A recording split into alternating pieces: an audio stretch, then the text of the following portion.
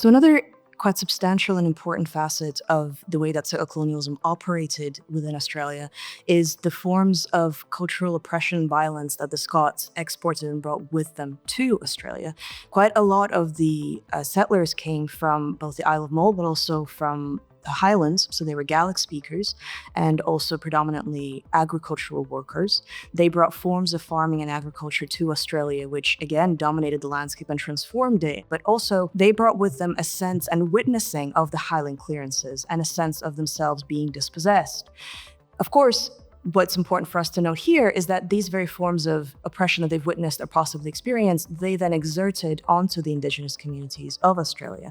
So the very dispossession that they themselves potentially have suffered, they have then sort of exerted onto another community entirely. So on the one hand, this forms a settler strategy, what we call sort of an alleviation of settler guilt, because what it allows is for the Scots to maintain this self-victimhood, being victims of sort of cultural dispossession back home, which allows for them to retain the status of victims and underdogs, while at the same time still profiting and exploiting Indigenous lands and cultures within the colonial domains. So they're able to profit off of the lands and exploit the peoples, while at the same time retaining the sort of self-identification as victims and therefore alleviating their own responsibility and guilt.